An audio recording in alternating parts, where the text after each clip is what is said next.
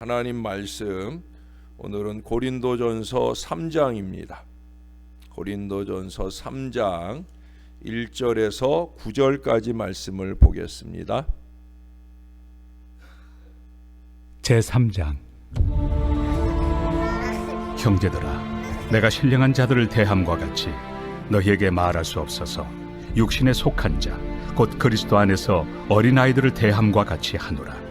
내가 너희를 저주로 먹이고 밥으로 아니하였노니 이는 너희가 감당하지 못하였음이거니와 지금도 못하리라. 너희는 아직도 육신에 속한 자로다. 너희 가운데 시기와 분쟁이 있으니 어찌 육신에 속하여 사람을 따라 행함이 아니리요. 어떤 이는 말하되 나는 바울에게라 하고 다른 이는 나는 아볼로에게라 하니 너희가 육의 사람이 아니리요. 그런즉 아볼로는 무엇이며 바울은 무엇이냐?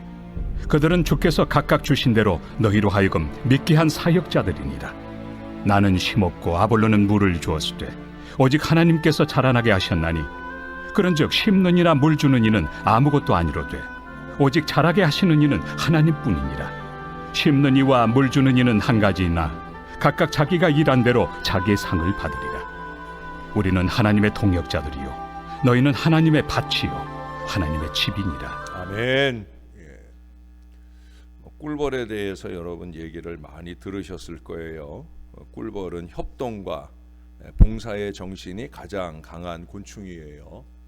꿀벌은 나도 살고 남도 살리는 그 이기와 이타의 놀라운 덕을 지니고 있습니다. 꿀벌은 여러 꽃을 찾아다니면서 부지런히 화분을 수집합니다. 그는 그 화분을 먹고 내가 사는 동시에 정교하고 감미로운 꿀을 만들어 인간에게 봉사합니다. 또한 꽃들은 열매를 맺을 수 있도록 그 수정을 돕기도 하는 거지요.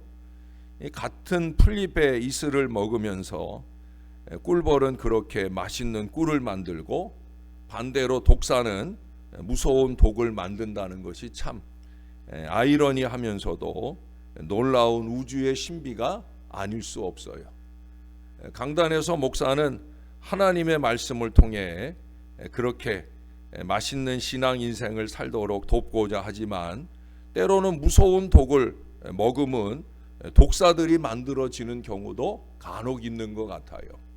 여러분, 꿀벌은 협동사회의 모델입니다. 일하는 벌은 일에만 열심하고 또 여왕벌은 여왕벌의 지책에만 전념을 합니다. 꿀벌은 근면의 천재요 협동의 선수요 봉사의 화신입니다. 꿀벌은 우리에게 나도 살고 남도 사는 철학, 나도 이롭게 하고 남도 이롭게 하는 생활의 원리, 서로 번영하는 공존 공연의 이 진리를 우리에게 잘 가르쳐 줍니다. 여러분, 5손가락을 꽉 쥐어야만 주먹에 힘이 생기잖아요. 시멘트와 모래와 물이 서로 잘 협동할 때 쇠보다도 강한 콘크리트가 생기기도 합니다. 이 봉사는 인생의 최고의 행동이지요. 봉사를 많이 하면 할수록 위대한 사람입니다. 왜 그래요? 내 시간을 내고 내 물질을 내고 내 정성을 모아서 내 노력을 바쳐서 남에게 도움을 주는 일이 봉사이기 때문에 그렇습니다. 우리 사회에는 꿀벌형의 인간이 많아야 됩니다.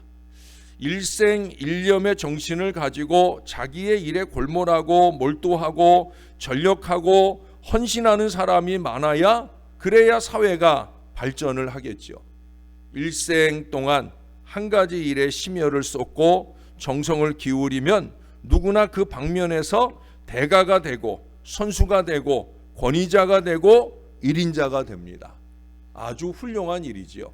그러나 여러분, 그보다 꿀벌형의 인간이 더 위대하고 훌륭한 거예요.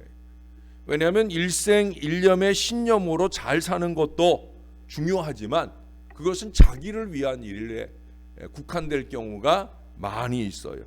그러나 꿀벌은 꿀을 만들어 수정을 하여 인간이나 다른 식물들에게 봉사를 하잖아요. 세상에 창조처럼 놀라운 것이 없고 봉사처럼 훌륭한 것이 없어요. 하나님은 그렇게 창조의 훌륭한 일로 우리를 만드셨고 세상을 지으셨어요.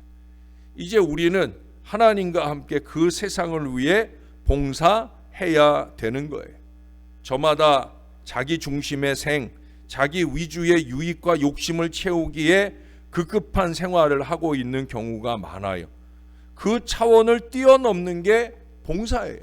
그래서 봉사가 위대한 거고, 봉사하는 사람들이 많은 공동체일 때, 그것이 교회이든 사회이든 행복하고 잘 사는 공동체가 될 거예요.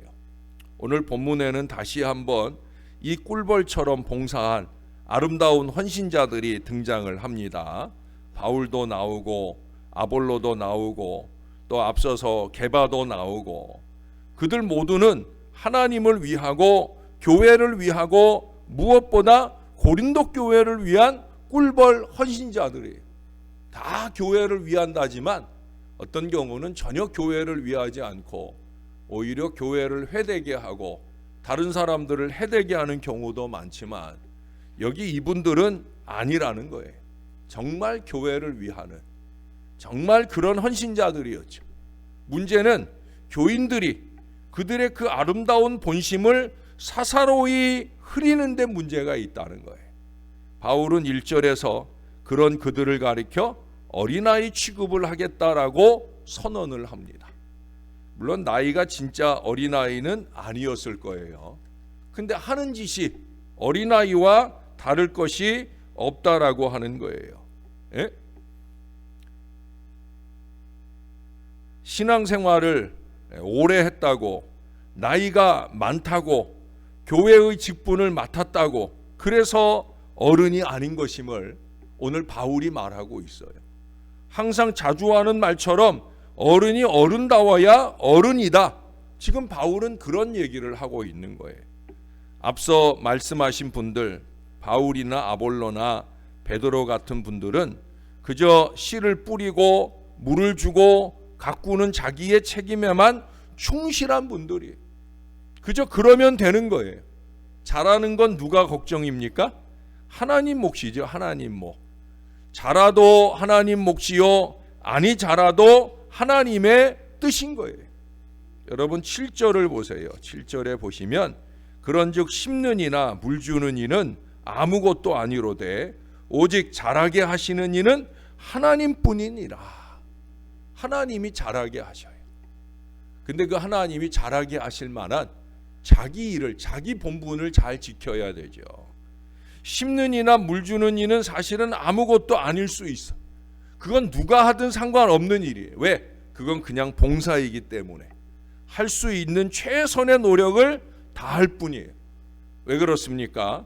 거기 9절에도 말씀하잖아요. 우리는 하나님의 동역자들이요 너희는 하나님의 밭이요 하나님의 집이니라. 그럼 하나님의 동역자라는 건 도대체 뭐겠습니까? 가장 우선적으로 꼽을 수 있는 것은 내가 할 일은 내가 해야 된다는 거예요. 다시 말하면 사람의 책임은 사람이 감당해야 된다. 자기에게 맡겨진 책임을 거룩하게, 신령하게, 신앙적으로 잘 감당해야 되는 거예요. 제가 왜 자주 여기는 교회입니까? 라는 말을 하겠습니까? 네, 신앙적으로 해야 되니까. 신앙적으로 자기 책임을 다해야 되는 거예요. 하나님과 동역하는 사람은 씨 뿌릴 때 씨를 뿌리고 추수해야 할 때 추수해야 되는 거예요. 사람은 아무 일도 하지 않는데 하나님이 심어주고 다 길러주시는 거, 그거 절대 아니에요. 가령 우리 몸 안에 맹장염이 생겼다 해봅시다. 이 맹장을 수술해서 잘라내는 것, 그건 누가 해요? 그건 사람이 하잖아요. 예? 내가 병원 가서 입원하고 의사 선생님이 검사하고 진료하고 수술하고, 이건 사람이 하는 거예요. 그리고 그 다음은 누가 해요? 하나님이 치료하셔요. 하나님이 하시는 줄로 믿습니다. 물론 좋은 의사가 수술을 잘 해주는 것도 고맙지만, 그러나 결국 그 수술이 좋은 효과로 우리의 몸에 나타나는 건 하나님이 하시는 거예요. 하나님의 동역자는 먼저 사람으로서 해야 할 그 일을 잘 감당해야 되는 거예요. 신앙의 사람으로서 해야 할 일은 하지 아니하고 하나님이 해주시기만을 바라는 것, 그건 믿음이 아닙니다. 주님은 때로 기적을 행하시긴 하셨어요. 근데 성경을 보세요. 먼저 물으시는 게 있죠. 내게 있는 것이 무엇이냐. 예? 하다못해 모세의 지팡이, 그가 지팡이 들고 있는 걸 몰라서 물어보는 게 아니라 내게 있는 것이 무엇이냐. 그 지팡이를 집어 던져라. 그러면 뱀도 되고, 그 지팡이로 가르키라. 가르키면 홍해가 갈라지기도 하고. 뭐예요? 하나님이 하실 일을 하시지만 내가 할 수 있는 것은 내가 할 때 하나님의 역사가 나타나게 된다는 거예요. 맨날 안 된다고 하고 못한다고 하고 두 손 모으고 있으면 되는 일이 없는 거예요. 되건 안 되건 하나님께 좀 맡기고 오늘 나의 최선을 다하는 게, 그게 바로 믿음인 거예요. 그게 하나님의 동역자입니다. 두 번째로 꼽을 수 있는 것은 하나님의 법대로 해야 되죠. 내 법대로 아니에요. 내 고집대로나 내 생각대로 할 것이 아니라 자연계를 지으시고 주장하시는 하나님의 자연 법칙, 신앙 법칙을 잘 따라야 되는 거예요. 따뜻한 지대에서 결실하는 과일나무를 추운 지방에 심어놓고 열매를 맺게 하려면, 그러면 그 나무에 맞는 환경을 만들어 줘야 되잖아요. 그 환경이라는 게 뭐예요? 온실을 만들잖아요. 그렇죠? 예? 온실을. 물론 요즘에는 이제 날씨가 너무 기후가 변화가 되어가지고 남쪽 지역에 온실을 만들고 옛날처럼 막 불을 떼야만 온실 효과가 있는 게 아니라 자연적 온실 효과도 생기고 그러지만, 그래도 어떻든 사람이 그 나무를, 열대 지방에서 자라는 나무를 갖다가 바나나를 만들고 뭘 만들고 하려면 온실을 만들어서, 조건을 만들어서 그 조건에 맞게 만들어 주어야 되는 거죠. 건강도 마찬가지입니다. 건강에 대한 법칙을 하나님이 주셨잖아요. 사실 이 얘기는 제가 할 자격이 없어요. 우리 아내가 들으면 픽 웃을 거예요. 왜냐하면 저는 운동도 잘 안 하고 이 건강을 위한 이 법칙을 제대로 안 지키면서 사실은 이 말을 하기는 어렵지만, 그래도 여러분 법칙대로 잘 지켜야 건강을 유지할 수 있죠. 적어도 의사 선생님이 말하는 것만큼은 그래도 잘 따를 수 있어야, 그래야 건강이 지켜지는 거예요. 대인관계에서도 하나님께서 도덕의 법칙을 주셨잖아요. 우리는 이 법칙대로 사랑과 공의, 진실과 신뢰, 성결과 겸허, 용서와 인내의 법칙을 따르는 것이, 그게 하나님과 동역하는 거예요. 나라의 법을 정하는 것도 하나님의 법에 좀 맞도록 정해야지요. 정치권이 그저 자기 당에 유리하고 표 얻기에 유리하게 정하는 건, 그건 악법 내지 불법입니다. 당장은 좋아 보여도 그게 결국 나라 살림을 좀 먹고 나라를 어렵게 만드는 일이 될 수 있죠. 나중에 분명히 역사의 심판을 받게 될 거예요.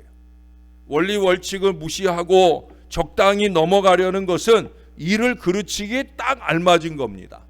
힘이 좀 들어도 한 발자국씩 순리대로 가야 합니다. 무엇보다 하나님의 교회는 말씀대로 신앙적으로 바르게 가야 되는 거예요. 그래서 우리가 하나님의 뜻을 따라 행하는 겁니다. 하나님의 법대로 책임을 다하는 거예요. 우리는 우리 하나님이 지으신 이 우주에 살고 있잖아요. 우리가 하나님과 동역하면 문자 그대로 이 푸른 하늘의 무별이 우리를 도와줍니다. 우리가 하는 일에 협조되는 역사가 나타나는 거예요. 뭐 핑계할 게 없는 거예요. 코로나 핑계하고 뭐 상황이 이렇고 경기가 어떻고, 여러분 그럴 거 없어요. 우리가 하나님 앞에 우리가 해야 할 기본적인 최선을 다하면 하나님이 알아서 다 도와주셔요. 그러나 우리가 하나님의 뜻을 어기면 산천초목 금수들까지도 우리에게 대항하는 거예요. 옛말에, 성경 말씀 아니고 옛말을 해서 죄송한데, 이 옛말에 보면은 순천자는 흥하고 역천자는 망한다라는 말이 있죠. 우리에게 그 천이라고 하는 건 그냥 하늘이 아니라 하늘에 계신 우리 하나님이시잖아요.